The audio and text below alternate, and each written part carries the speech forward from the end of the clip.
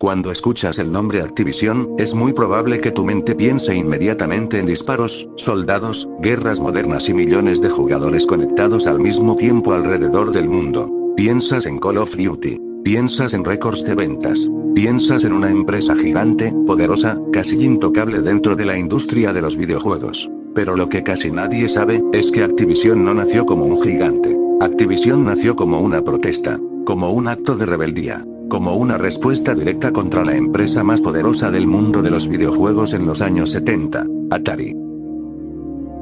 El gran problema en Atari en esa época, Atari dominaba completamente el mercado. Si querías hacer videojuegos, tenías que trabajar para ellos. No había otra opción. Pero dentro de Atari existía un problema enorme que hoy parecería absurdo. Los desarrolladores de los juegos no recibían ningún tipo de reconocimiento. Sus nombres no aparecían en ninguna parte. No había créditos. No había regalías por ventas. No había premios. Los juegos vendían millones de copias, y quienes los creaban seguían siendo empleados totalmente anónimos. Eran, literalmente, invisibles.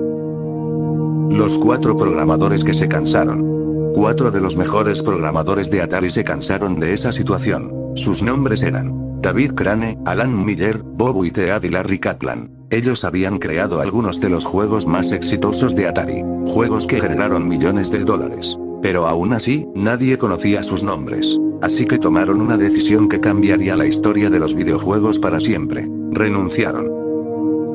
La idea que no existía. Junto a un empresario llamado Jim Levy, fundaron en 1979 una empresa con una idea que, en ese momento, parecía completamente imposible. Crear juegos para una consola, sin ser dueños de la consola. Hoy eso es algo normal. En ese entonces, era una locura total. A esa empresa la llamaron Activision, una mezcla de Active y televisión. La demanda que cambió la industria Atari, al ver esto, reaccionó de inmediato. Demandó a Activision. Decían que nadie podía hacer juegos para su consola sin su permiso. Pero Activision ganó la demanda. Y sin saberlo, en ese momento acababan de crear el modelo Third Party que hoy usa absolutamente toda la industria. El primer éxito gigante. En 1982 lanzan un juego llamado Pitfall. Fue un éxito masivo. Vendió millones de copias. Demostró que Activision no solo tenía razón en su protesta. También tenía un talento enorme para crear videojuegos. El colapso de 1983. Pero justo cuando todo parecía ir perfecto, ocurrió el peor momento en la historia temprana de los videojuegos. El famoso colapso de 1983. El mercado se llenó de juegos de muy baja calidad. La gente dejó de confiar. Las ventas se desplomaron. Y decenas de empresas desaparecieron. Activision logró sobrevivir, pero quedó muy debilitada. La etapa más oscura. Durante varios años, Activision prácticamente abandonó los videojuegos. Cambió su nombre. Se dedicó a hacer otro tipo de software. Parecía que la empresa que había revolucionado la industria, iba a desaparecer en el olvido. El regreso inesperado hasta que en 1991 apareció una figura clave. Bobby Kotick. Compró la empresa cuando estaba casi en quiebra. La reorganizó por completo. Le devolvió su nombre original, Activision. Y tuvo una visión muy clara y muy inteligente. No enfocarse en hacer juegos sueltos, sino en crear franquicias gigantes.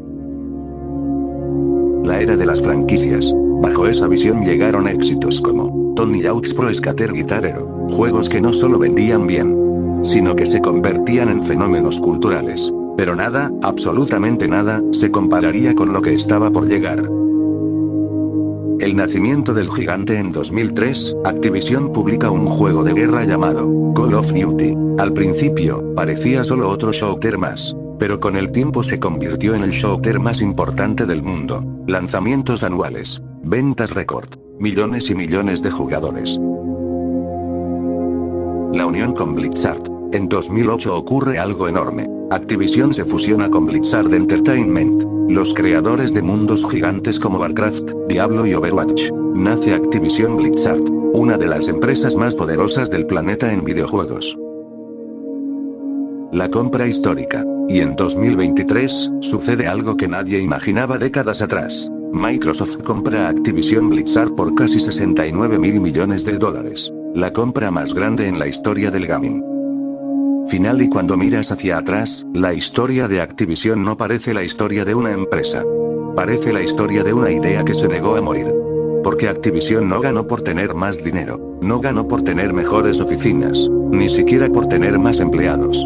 Ganó porque entendió algo antes que todos los demás, que el verdadero valor de un videojuego no está en la consola, no está en la caja, no está en la publicidad. Está en la mente del desarrollador. En la creatividad de las personas que escriben el código, que diseñan los niveles, que imaginan mundos que antes no existían. Y es irónico, que una empresa que nació defendiendo a los desarrolladores, terminara años después siendo criticada por las mismas razones por las que fue creada. Como si la historia cerrara un círculo perfecto. Como si el tiempo repitiera las mismas preguntas, con distintos protagonistas.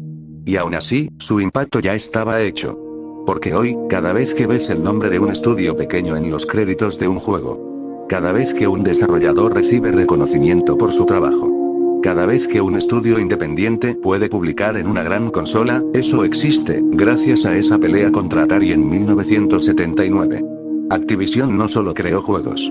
Creó reglas. Reglas que todavía gobiernan la industria hoy.